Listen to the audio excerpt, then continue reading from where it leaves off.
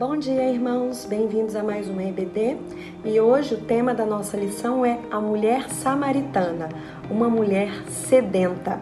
Essa história muito linda e essa lição de vida que Jesus ensina para essa mulher vai estar lá no capítulo 4 de João. Então, João capítulo 4, versículos de 1 a 42.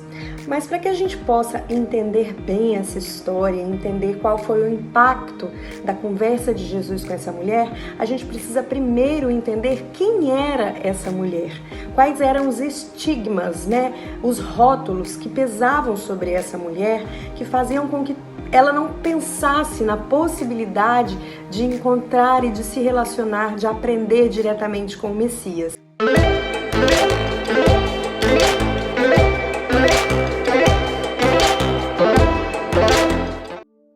Então, para a gente entender o primeiro estigma, o primeiro rótulo negativo que pesava sobre essa mulher e também sobre todo o povo samaritano, a gente tem que voltar lá nas histórias dos antepassados desse povo, que vão ser contadas em 2 Reis. Essa história conta que quando os assírios dominaram Israel, cuja capital era Samaria, quando os assírios dominaram, muitos judeus foram exilados e saíram dali. Só que alguns ficaram. Esses alguns que ficaram acabaram se casando com pessoas de outros povos, de povos pagãos, com estrangeiros que os próprios assírios trouxeram para colonizar aquela região que eles haviam dominado. Esses judeus se misturaram com outros povos, formaram ali um povo mestiço, que para o judeu tradicional, que realmente foi exilado, que não se misturou, era considerado um povo traidor, um povo que se misturou com pagãos. Então, este povo de Samaria, ele tinha um rótulo mesmo de povo traidor, de traidor do povo de Deus, de traidor do próprio Deus. O segundo estigma que pesava sobre essa mulher é que ela era mulher. E naquela época, no primeiro século, as mulheres e crianças não tinham muitos direitos. Na verdade, não tinham direitos, elas tinham deveres. Não eram vistos como seres humanos na sociedade à altura dos homens. E aí eu quero fazer um parênteses aqui. Isso não significa que Deus é machista. Perceba que isso é um costume, uma cultura daquela época. Mas em nenhum momento Deus vai endossar, vai apoiar este comportamento. E Cristo, Filho de Deus, conversou com a mulher samaritana e ensinou coisas profundas sobre adoração para ela, sobre teologia para ela, e mostrando que para ele isso não era um comportamento aceitável, que para ele a mulher, a criança, naquela época, quando ele falava também, deixai vir a mim as criancinhas, porque delas é o reino dos céus. Então o que Jesus mostrava? Que ele e o pai não concordavam com essa atitude cultural de não ver valor nas mulheres e crianças tanto quanto nos homens. Então, só fazer esse adendo aí que é muito importante. A gente precisa entender que esse comportamento excludente de fazer acepção de pessoas não vinha de Deus e não era endossado por ele. O terceiro estigma é que essa mulher era considerada imoral. Por quê? Ela já tinha casado 5 vezes e agora ela vivia com um 6º homem que não era o esposo dela. Então, para aquela época, isso era considerado muito imoral. Então, essa mulher era uma mulher que vivia afastada da sociedade, cujas pessoas não queriam ter, com quem as pessoas não queriam ter contato. Agora que a gente já conhece bem essa mulher samaritana, que a gente entendeu o contexto social em que ela vivia, vamos analisar a conversa que Jesus teve com ela. E o início dessa conversa vocês vão encontrar lá nos versículos de 1 a 15 desse mesmo capítulo 4 de João. O que acontece? Jesus estava indo da Judéia para Galileia. Quando os judeus faziam esse percurso, normalmente eles desviavam e faziam um caminho mais longo, mais tortuoso, mais difícil para evitar passar em Samaria. Mas Jesus não era apegado a esses costumes culturais sem sentido. Então ele foi pelo caminho mais curto, passou por Samaria. Chegando em Samaria, ele parou para descansar perto de uma fonte. E essa mulher se aproximou. Quando ele viu que ela ia retirar a água da fonte, ele pediu água a essa mulher. E a mulher ficou espantada, falou: ué, mas você, um judeu, pedindo água para mim, uma mulher samaritana? E aí Jesus respondeu: se você conhecesse o dom de Deus, que é este que lhe pede água, era você que ia pedir água para ele. E aí a mulher falou: como que você vai tirar água dessa fonte? Se você não tem instrumentos, quer dizer, ela deve ter pensado, você não tem um balde, você não tem uma corda, você não tem como tirar a água da fonte, como é que você vai me dar água? E aí Jesus respondeu, quem bebe a água desse poço, torna a ter sede, mas quem bebe a água que eu dou, nunca mais terá sede. E brotará dentro dessa pessoa uma fonte de água que jorra para a vida eterna. A mulher ficou maravilhada com aquilo, falou, então me dá dessa água, eu quero. Eu nunca mais vou precisar voltar nesse poço. Perceba que a mulher achava que a água era a água física, né? A água que a gente bebe. Mas Jesus estava falando de outra água, da palavra.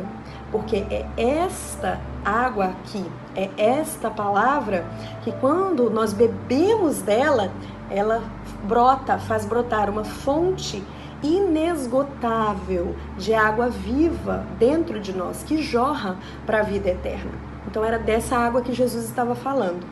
A segunda parte da conversa de Jesus com essa mulher é sobre a situação conjugal dela. Então Jesus fala, vai chamar seu marido. Quando ela pede a água para ele, ele fala, vai chamar seu marido primeiro. E aí ela fala, Senhor, eu não tenho marido. E aí Jesus responde, você disse bem, falou certo. Você já foi casada 5 vezes, mas esse que está com você agora não é seu marido.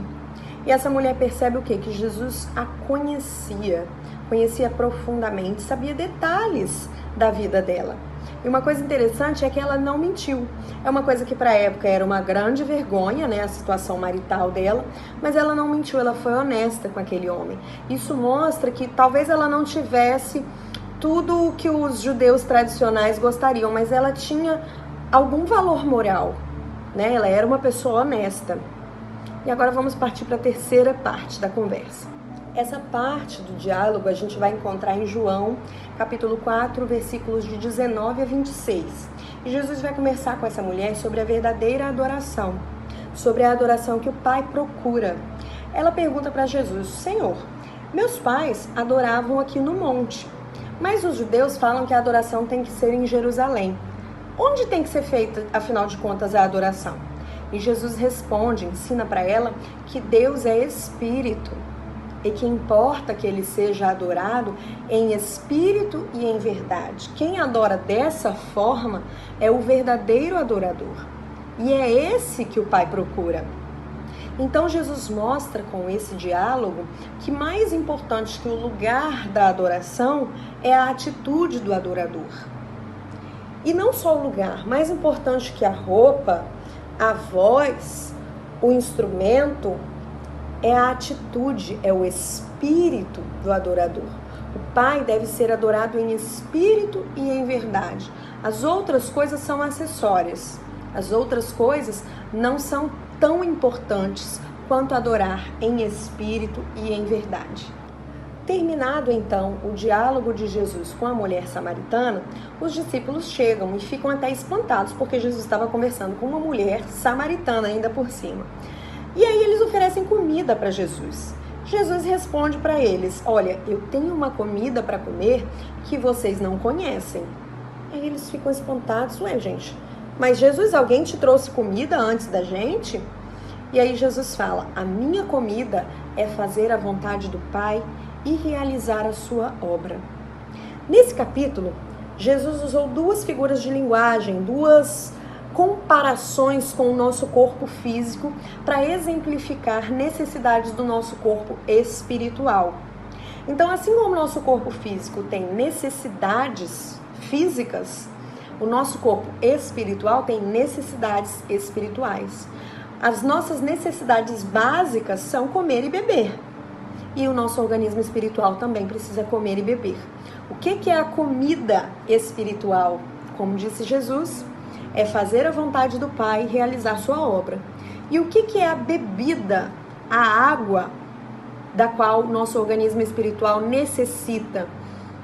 É a palavra de Deus. Então nós precisamos desse conjunto. Afinal, o nosso organismo físico não passa por privações. Se a gente tem fome, a gente vai lá e come. Se a gente tem sede, a gente vai lá e bebe água. Então por que o nosso organismo espiritual tem que ficar desnutrido? Sem comer, ou seja, fazer a vontade do Pai, realizar a sua obra, e sem beber, ou seja, sem ler a Bíblia. Pense nisso. Nós precisamos, assim como nós comemos e bebemos, a gente precisa também comer e beber espiritualmente. Fazer a vontade do Pai, realizar a obra dele e se alimentar, beber mais da palavra de Deus. Eu lembro que a gente aprendeu uma coisa com o Cacaio na EBD e que ele faz na casa dele, que é o sem Bíblia, sem café. Eu acho que é até um desafio legal para a gente implantar, quem sabe aí ao longo da semana, né? Fazer a leitura bíblica antes do café da manhã. Antes de alimentar o nosso corpo físico, alimentar o nosso corpo espiritual. O que vocês acham desse desafio? Eu vou tentar fazer aqui em casa. Vou fazer. Todo dia da semana, antes de tomar café, eu vou me alimentar da palavra e da vontade de Deus para minha vida. Porque a gente precisa ter atenção com o corpo espiritual, assim como a gente não deixa faltar nada para o nosso corpo físico. E por fim, gente, depois de todos os ensinamentos maravilhosos que Jesus entregou para essa mulher, o primeiro ensinamento foi um ensinamento de compaixão, né, de desprendimento das amarras sociais, quando ele se aproximou dela. E aí depois ele deu ensinamentos teológicos, ele falou da água da vida, falou da situação daquela mulher, do adorador em espírito e em verdade, quer dizer, ensinou coisas profundas para aquela mulher. E ela ficou maravilhada com isso, chegou na cidade dela e saiu espalhando para todo mundo que ela tinha ouvido. E aí os samaritanos foram atrás de Jesus para ouvi-lo também. E gostaram tanto que pediram: Jesus, fica mais um pouco com a gente. Jesus acabou ficando ali mais 2 dias. Era só um local de passagem, ele acabou ficando ali mais 2 dias. E muitos samaritanos aceitaram a Cristo, né? E aí no versículo 42... justamente testemunha a experiência que esses samaritanos relataram para a mulher. Falaram: olha, já não é mais pelo que você disse que nós cremos nesse Jesus, mas nós mesmos ouvimos, sabemos que este é verdadeiramente Cristo, o Salvador do mundo. Gente, que impacto a gente pode fazer no mundo, na sociedade, no lugar que a gente vive, só da gente compartilhar das maravilhas que a gente aprende com Jesus. Só da gente beber dessa água e deixar ela jorrar, quanta sede nós não podemos matar por aí. Então vamos compartilhar. Eu não estou falando para a gente ser chato, para a gente ficar pressionando as pessoas, mas a gente não pode mais esconder essa água que jorra de dentro da gente, porque existem pessoas sedentas. Essa mulher, como o título da lição diz, era uma mulher sedenta. Ela nem sabia qual sede ela tinha. Ela era uma mulher sedenta. Mas o povo de Samaria também estava sedento e teve a sua sede saciada.